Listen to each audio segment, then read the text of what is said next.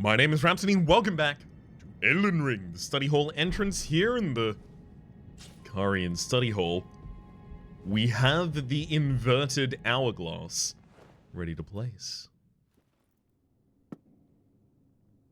There's gonna be more hands, aren't there?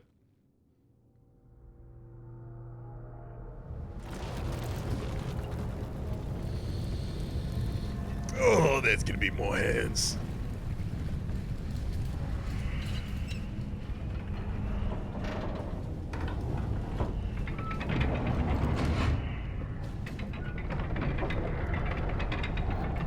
Is this going to invert the entire world?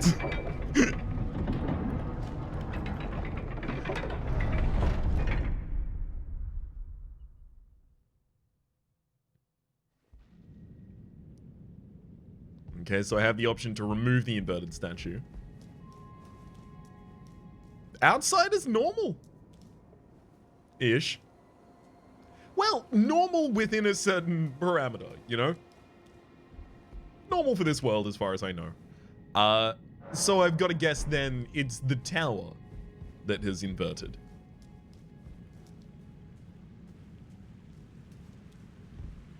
Yep. Buddy. That's why the hands were in previously.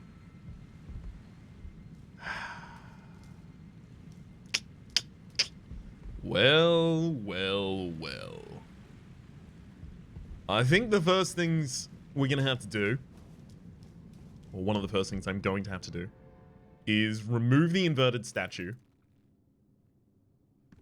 send the lift in the opposite direction, then place the inverted statue back again.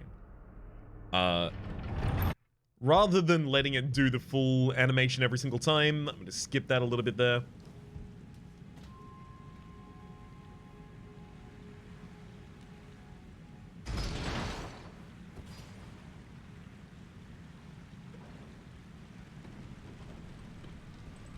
Hang on. Is it resetting it anyway?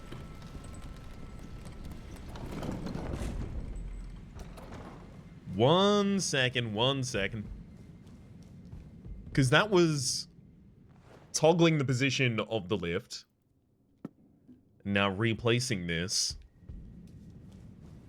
Is it still going to be on the wrong side? Yeah, it is. So it looks like it moves itself to the top anyway. So maybe I actually can stand on that side barrier. Because ultimately I'm looking to get entirely over the other side, right? Let's jump that way with a bias there. Okay, yeah, we totally can do this.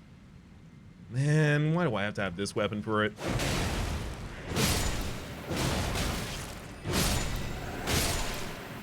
Some smithing stones?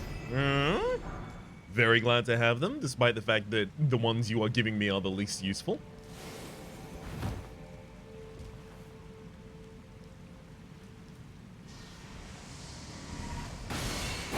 I finally understand the positioning of the rest of these. Hey, Preceptor Miriam! You're back! Why are you back? Hey, buddy! Come on, play fair. Wait for me to get over there and fight you in melee. You know, like spellcasters should. I think I can drop down and across there. Be easier to do on the other side, though. Alright. And there are hands in this location as well.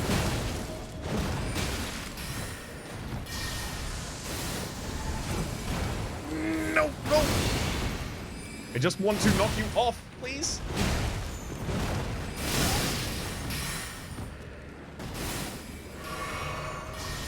Hang on. If I can at least remove y'all. Unfortunately, the corpse there blocked my roll. Roll forward and through. Please, poise stagger. Please, poise stagger. Nope. Yeah. Mistimed priest. Wow. Mistimed, practically all of these are going to result in taking extra damage to the preceptor immediately after the heal goes off. Effectively, they get a full punish. So how do we prevent them getting to that step? I mean, one obvious way to go around it is to try and get myself some pots to take into the fight with me. Because these fire pots are particularly effective against the hands. I don't know if I have the ability to summon in the area. I suspect I did, though.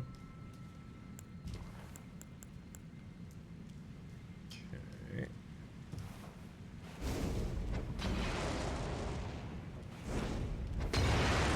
I already more than gather enough resources to do this basically as much as I want. With as much waste as I even want.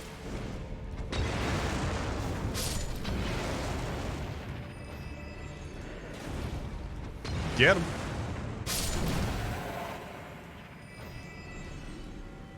So frankly, what am I collecting them all for if I don't do this?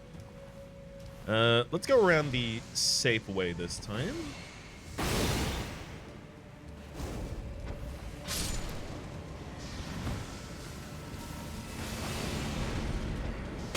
No! Please, do not jump. You cannot be the difficult part of this area.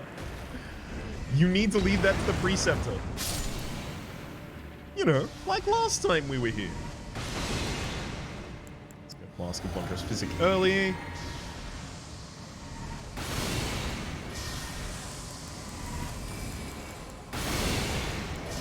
Oh no, I can't craft the fire pots right now. Fine. Still gonna have to very quickly destroy one of you.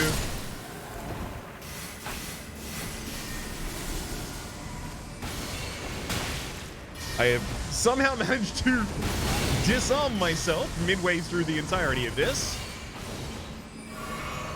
Alright. The jump and thump did not go particularly well, and we were punished on the roll away as well. Okay. Can I, at this point, wield any longbows? I might actually just be able to do all of this through rangery. Something we really haven't embraced much in the past. But with the new statistics set, might already be available to us.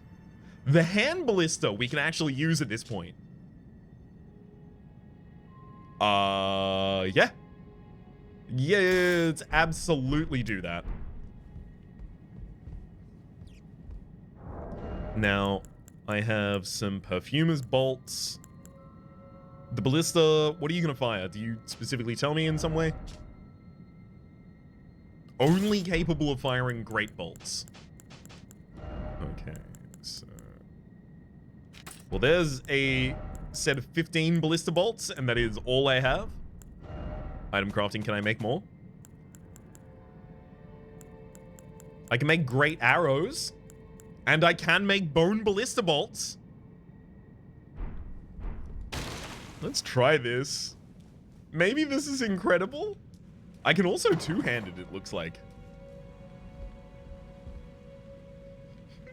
Okay. Here we go. Fire! That's got some kickback. Oh, I like that. Okay. Gosh, I actually kind of want to go back to Roundtable Halt and upgrade this. What if this is my build?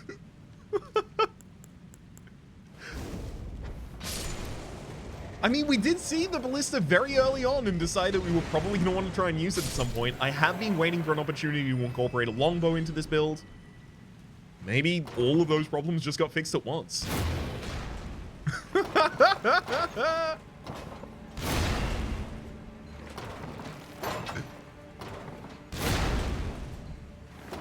It's so powerful. I want to see it without being zoomed in, so I can actually see the recoil it's clearly demonstrating here.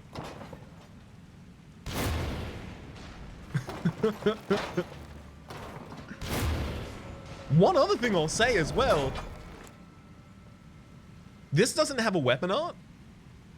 It's just got kick. It's not got a weapon art that is like, you know, bow related. We might be able to give it a new weapon art.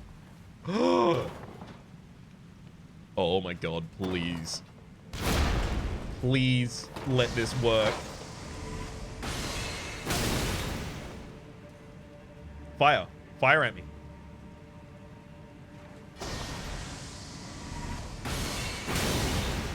It's just not working. Load up.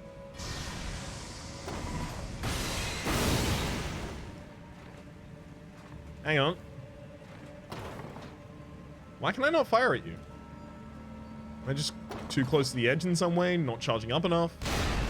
Oh, not charging up enough, apparently. Also too close to the edge.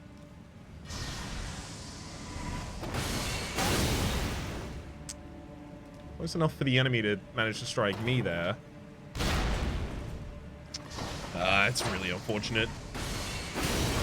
This angle is basically the exact worst for us. That's okay, we got the important ones down. Also, this hasn't prevented me from having medium weight, so I'm still medium rolling.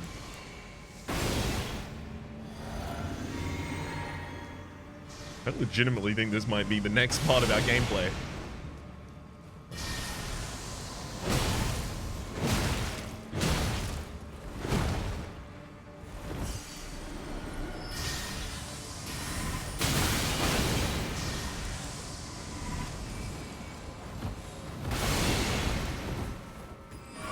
Hang on. Hang on. No! Ah, I thought I dodged the arrow. I don't know if Preceptor Miriam is going to do what they did in the other areas and try and disappear after we deal a certain threshold of damage to them. But if that is the case, I would like to try and do it early. And if it's not the case, I would still like to try and do it early. There we go.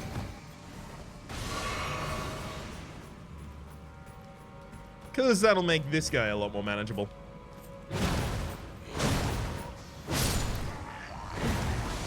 See, we were always 3 strikes away from finishing that off.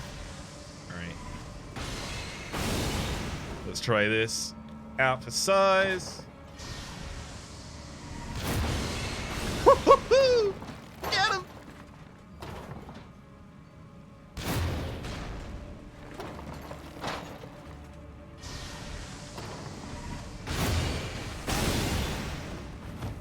No. I swear my controller is got a kind of mind of its own this episode. Is getting some phantom prompts, I would say. Alright. You die. Or not. I could have sworn I attempted to knock an arrow at one of these points.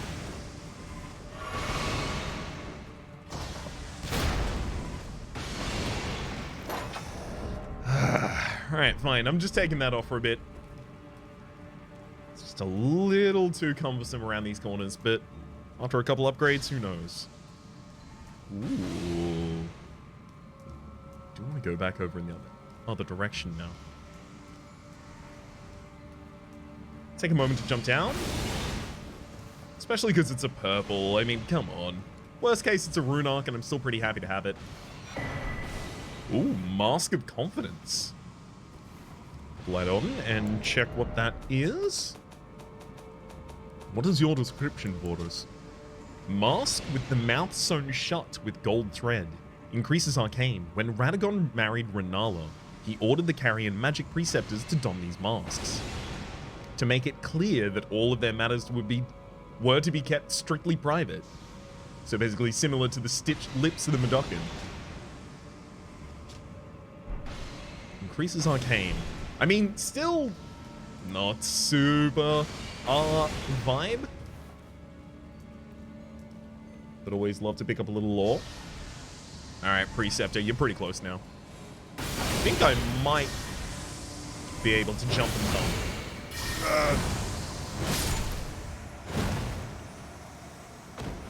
All's well that ends well. Doesn't have to have been done well.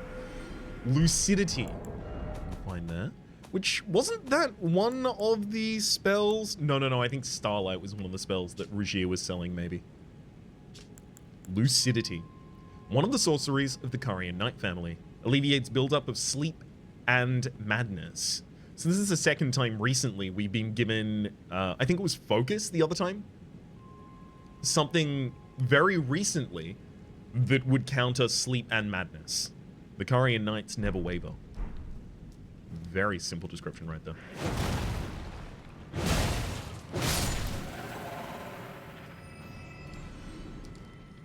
I think the other was the Clarifying Horn Charm +1. We got down in the Eternal City of Nokron. Which I also do need to go back there, because there were the jellyfish path in that area. Well, hang on.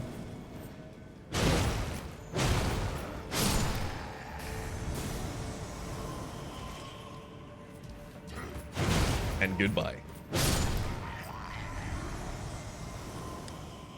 Anyone else? Getting a decent amount of souls for clearing this area. It's definitely a survivable fall.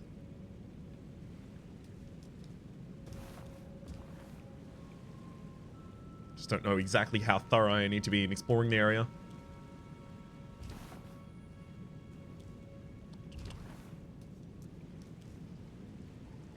Or ultimately what we're making our way down towards. Basically, towards the middle spiral and then ascending that to the very top. Like, descending that to the very bottom. I don't think anything's still hanging above us at this point. It doesn't look like we have access to anything new, but I'll just do one full rotation around here just in case.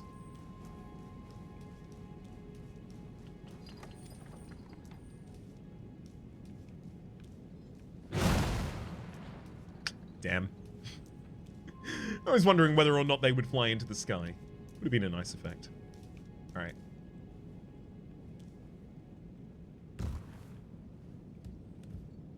Looks like there's one collectible more close to the center. And then our path. Oh, that makes so much more sense now. I remember specifically seeing the corpses here that were clinging in what seemed an anti-gravitational way to these rafters, as well as that button on what appeared to be the bottom of a giant pillar.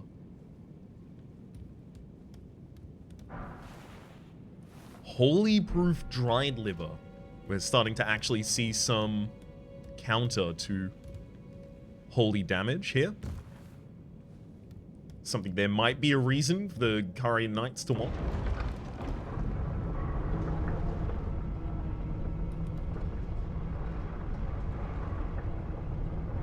Where does this even descend down into?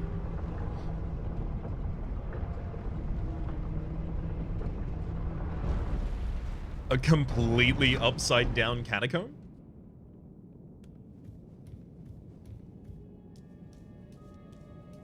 Are we gonna have to invert and come back to this place again? Hell yeah. I'm ready for it. Quick perimeter sweep before we go out. And looks like we're all fine. Alright, back onto the beaten path.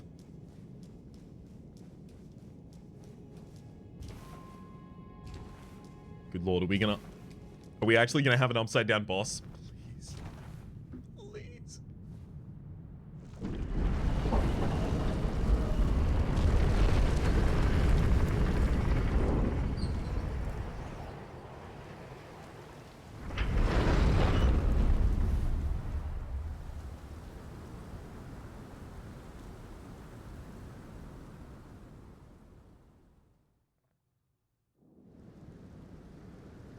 No?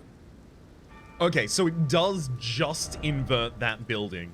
Or rather, invert the inside of the Carian study hall. Again, back on the outside, and this has got to be Divine Tower of Raya well, not Raya Lucaria, Leonia? Maybe this side of grace will be so nice to tell us. Leonia Tower Bridge, yeah. Absolutely sure I'm not just running away from a pocketed item around there. But hang on, the Great Rune for the Renala fight, the Great Rune of the Unborn, we can already use that? So I don't know exactly what we're going to actually achieve in this area. Oh, boss fight. Hello.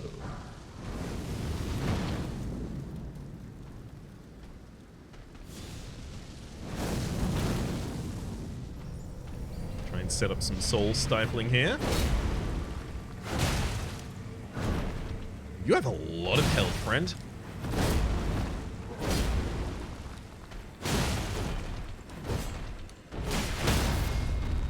Thankfully, not a huge amount of poise defense. But it's going to take a fair beating to put you down. And if you have more punishes like that,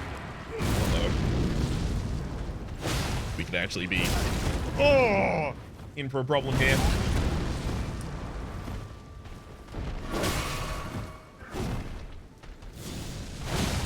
Gotta try and make sure I keep up my poise damage. Oh boy! Thankfully, there's not a follow-up to that previous. No, no, no! No! You can't be fast and slow. Pick one.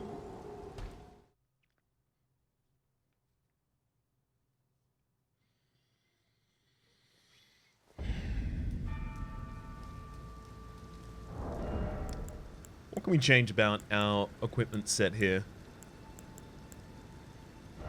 We can put on some heavier stuff pretty easily. Get ourselves some extra poise. Stand through some of the hits we otherwise wouldn't. So maximum poise is down here with twinned armor. Banished Knight Gauntlets, also pretty damn good. Can we also wear the Twin Greaves and we're still not above medium load? Okay. This should put us in with a significantly better chance here. I really don't like wearing just the entire twin set, though. Not very fashion Souls. It's also just not very unique. I've seen this armor around, worn by a different dude.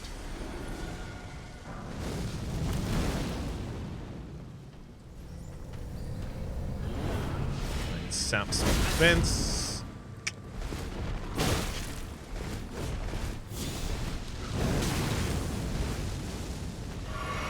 You were a lot easier to manage when I was constantly dealing damage.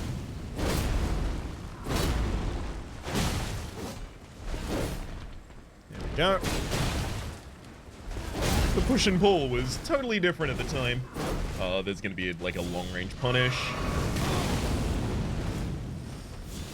Yep, as soon as I moved to heal, thankfully we got most of the healing still out of that one.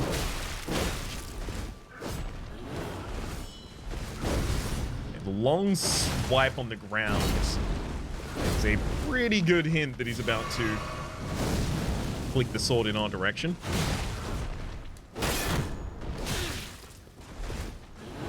Nope. No, no, no, no, no, no.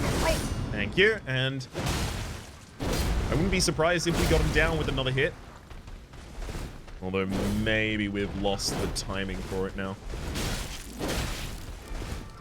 Yeah. I almost got way too cocky there and tried to push some damage when I really couldn't.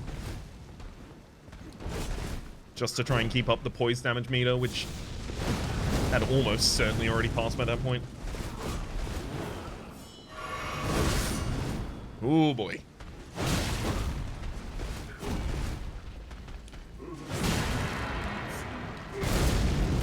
Roll out of that, take the opportunity for the secondary hit.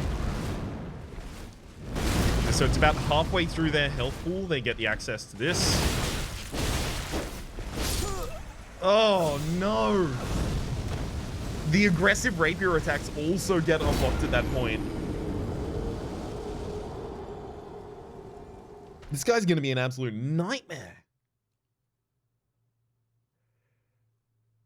The main concern on my part is I just recently optionally decided to make myself significantly weaker by moving to this weapon. Which is feeling more and more like possibly a short-sighted decision, perhaps. Maybe this is what we need to do. Get the heavy rusted anchor out. These are now power stanceable as both great axes.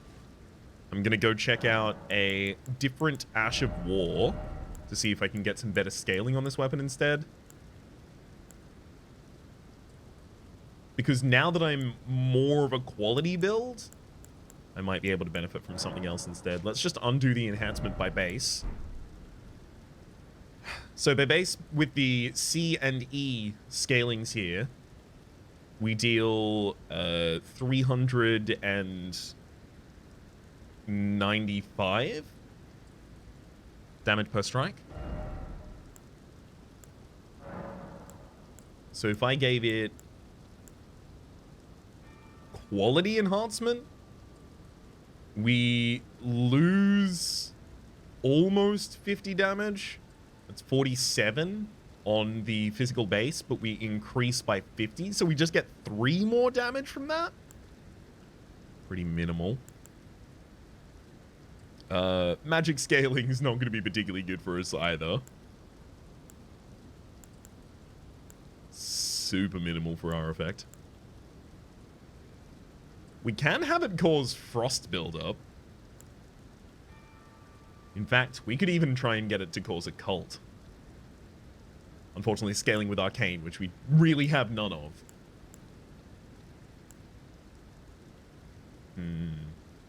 Seems like the best things would be the ones that will scale within our effects already. We could use fire, but I imagine this enemy using their own flame is probably going to be fine against that. Here we lose 20 damage, but we pick up 17 for Keen. So yeah, the best damage that we can get, it looks like, is quality. Unless heavy turns out to be significantly better. This is 29 up and is 32 down. So it's 3 difference, same as the quality. All right. So we'll give it its ground slam and quality.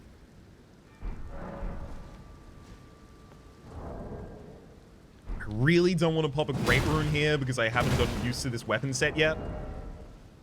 But now we are on heavy load, so we are going to have to reduce this just a bit. So it's medium if we go with the Carian Night Gauntlets. Sure. Alright, you don't even know what you're messing with, Godskin. You will not know poise for the rest of your days.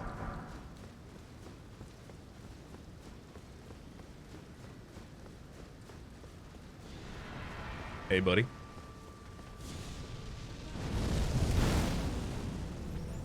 Stifle a soul or two. Ooh.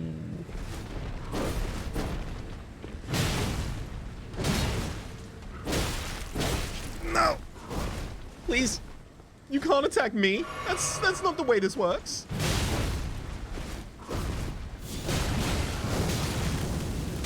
I was really hoping that we already would have had him down by that point. I'm trying to see whether or not there's going to be an advantage I can push if we just go hyper aggressive at the start. Get him to just below his breakpoint. Try and get another poise break around there and then skip a lot of the second section. Because when the second section becomes hyper aggressive is really the point where it becomes a problem for me. Oh, cool! I can ride my horse! That'll make the approach a lot better. I think I might have just lost a lot of runes in the previous... Yep, I totally did. Oops. That'll happen.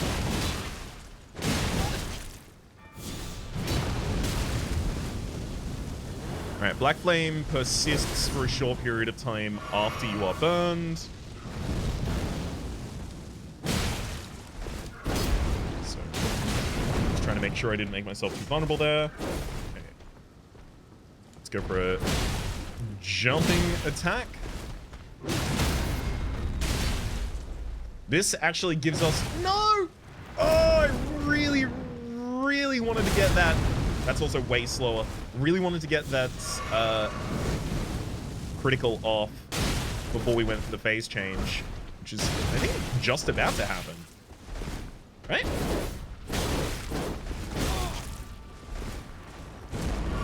Absolutely already has.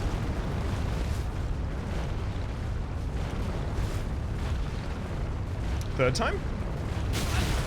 I'm so furious. I was just kind of relying on the fact that they were probably going to run out of steam and I was going to get the ability to respond pretty aggressively.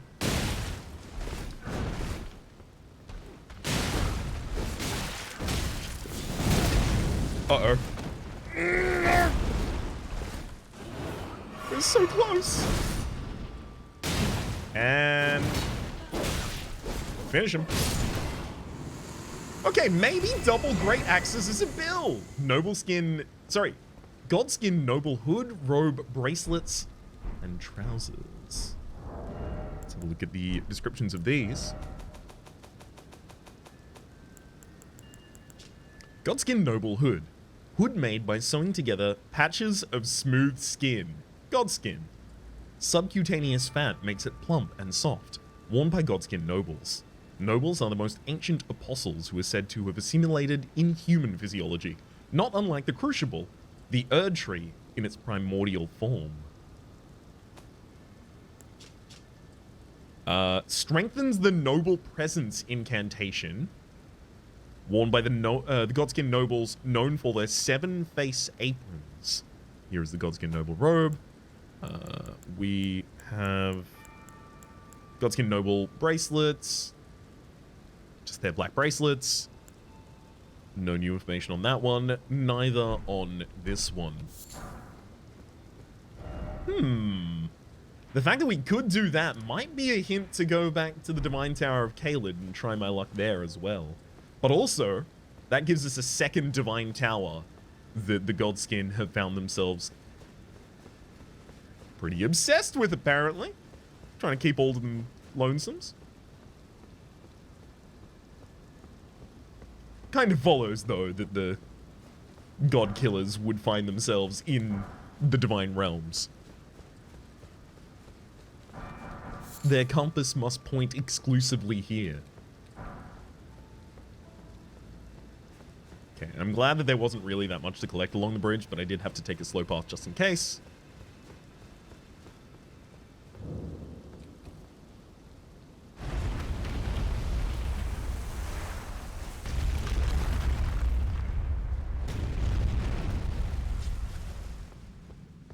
I mean, yeah, this all seems pretty traditional.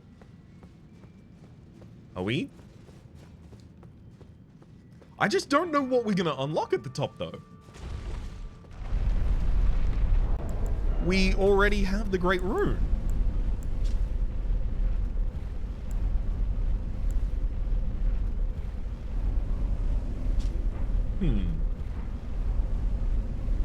Maybe actually access some lore about the reason that it's already activated. Possibly just being held by Renala, a demigod.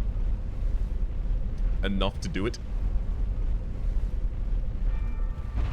Well, I guess, yeah, because the ritual is the transference of the power of that Great Rune to us from the previous bearer, right?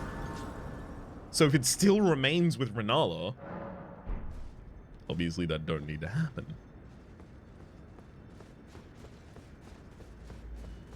But that does leave a couple questions as to what the heck are we gonna find here?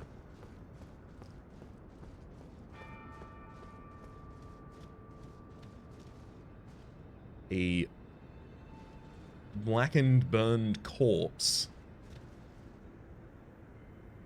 with what looks like a bracelet. Ah, yeah, that bracelet has fallen off as their hand is fallen into ash. The Curse Mark of Death and the Stargazer Heirloom. Curse Mark of Death was a key. Curse Mark carved into the discarded flesh of Rani the Witch, also known as the half-wheel wound of the centipede. This curse mark was carved at the moment of death of the first demigod, and should have taken the shape of a circle. However, 2 demigods perished at the same time, breaking the curse mark into 2 half-wheels. Rani was the first of the 2 demigods whose flesh perished, while the Prince of Death perished in soul alone. And the other pickup was a talisman, I think. The Stargazer Heirloom. A talisman engraved with the legend of a queen raises intelligence. The young astrologer gazed at the night sky as she walked. She had always chased the stars every step of her journey. Then she met the full moon, and in time, the astrologer became a queen. So this is the story of Renala, the astrologer meeting the full moon and becoming a queen.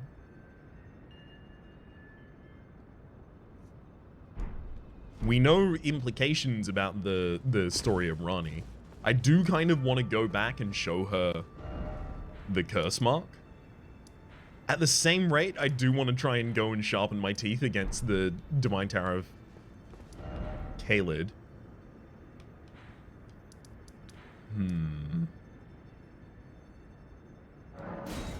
Let's do it. I've got 9 minutes left in this episode. I think I can take him down in that time. With extreme poise damage available. I don't know if I want to go in with my first attempt with Rune Arcs on.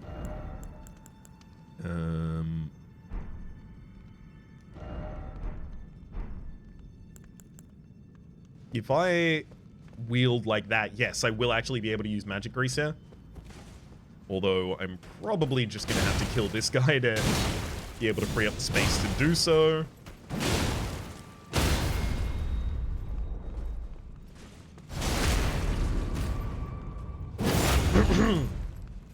Buddy, please! You mustn't live through all of that. There's our Magic Grease. Let's get the wolves out.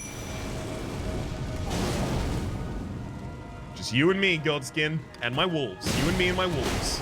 You and me and my wolves, and whoever I end up summoning afterwards. You and me and my wolves, and whoever I end up summoning afterwards, and my 2 big weapons. Sorry. I apologize for being so imprecise.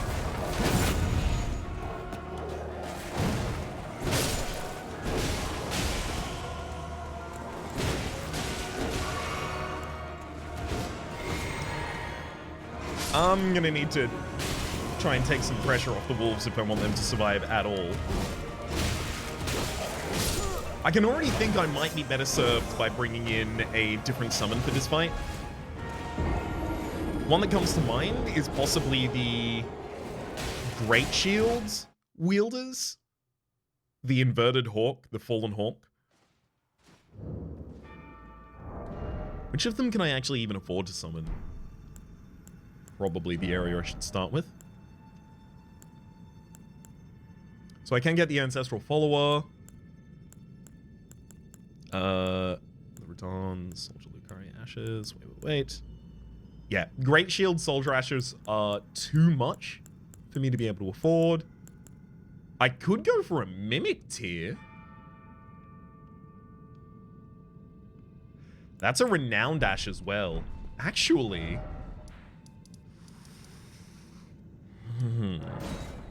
It's a Renowned Ash and it's cast with your health. I think I want to go and try and upgrade it as many times as possible and see if I do want to bring that into this fight.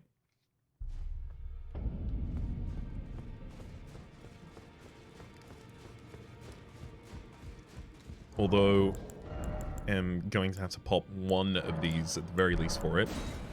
Remembrance of the Grafted, I'm afraid, is going to be my choice. Okay, let's increase the value of the Mimic tier. just a little short of being able to do more. Might already be able to get that with these. Oh, no, we're going to be short even with the golden runes there. Greetings. Are you here for... Wait, was it just 6,000 flat? 6,800. Alright. I'm going to just sell some stuff off so I don't have to use another one of the remembrances.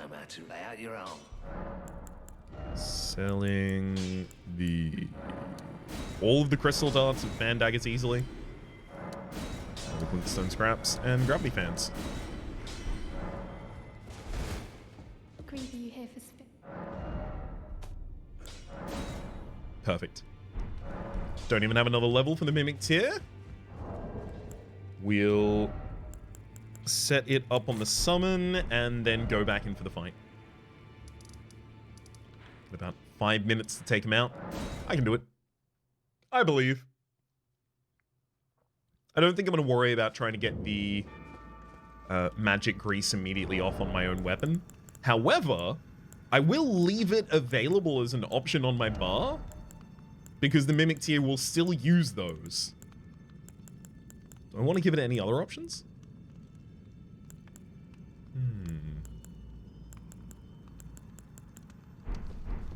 Not yet. And I'm just going to run past you this time. Sorry, buddy.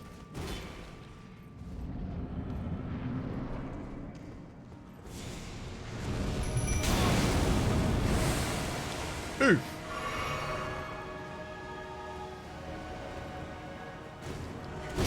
Should have tried to summon a bit earlier there. Alright. Hey, there I am. Don't I look handsome?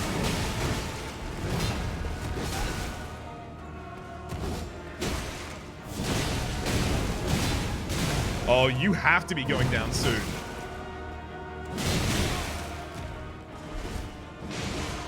I'm frankly astounded you haven't already. There we go. No, no, no! Let me do the critical! No! Please! Ooh! They'll actually cast Soul Stipler? That's pretty cool!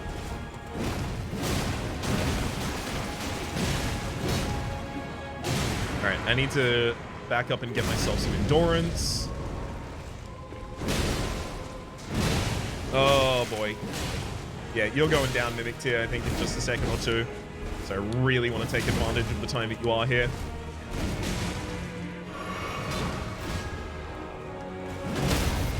Oh! Take the strike on that side. No! No!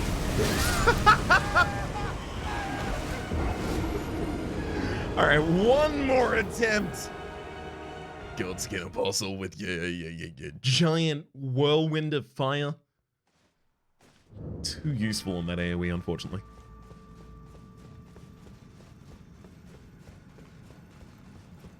I'm simultaneously glad that I haven't used a rune arc yet, and also sad that I haven't, because maybe that one would have worked.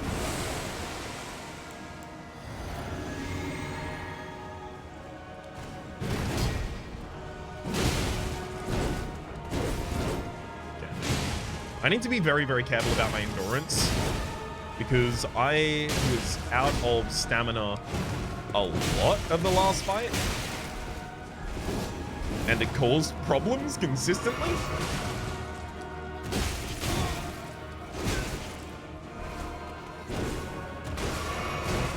Take an early drink there. I think it's been too long since we've done poison damage, so I think we've lost that advantage, unfortunately.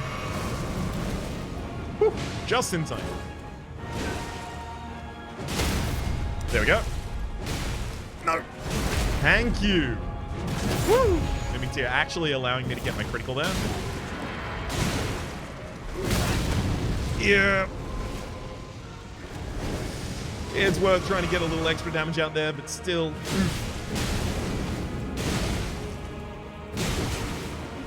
It's a good point well made by the game there, that an excellent time to approach is when they're doing the fireball. Okay. I think I already missed my own crit there, unfortunately. Ooh, you were coming doing Soul Stipler for us. Hang on. That'll do it. Well done, Mimic Tier. Great enemy failed. The Godskin Apostle Hood, Apostle Robe, Apostle Bracelets, and Apostle Trousers. And that was, that was 94,000 souls on the pickup there. We've got a lot of upgrades we can do now. It does look like after this... Yeah, after this it does just terminate. That makes sense. What are you? The Godslayer's great... We just moved away from great swords. It's gonna have faith as a requirement, though. Right? Godslayer great sword, Godslayer great... Where are the great swords again? You'd think I would know by now. Sacred Sword of the Dusk-Eyed Queen who controlled the Godskin Apostles before her defeat at the hands of Malekith. The black flames wielded by the Apostles are channeled from this sword. Unique skill, the Queen's Black Flame. Set the blade ablaze with the God-slaying Black Flame before delivering a sweeping slash. Additional input allows for follow-up attacks. The Black Flames will continue to wear HP down for a while. It does have a faith requirement as well. But it does fire damage by base. Whoa. I will say there's some pretty deep appeal in that sword. We're gonna have to figure out in between the videos, though, what I'm gonna do with this absolute glut of runes I find myself holding.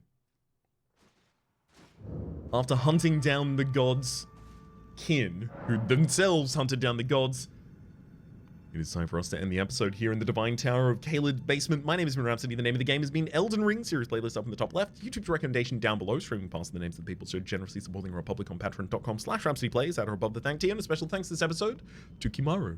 Hopefully you all have been enjoying yourselves, and hopefully we'll see you all next time.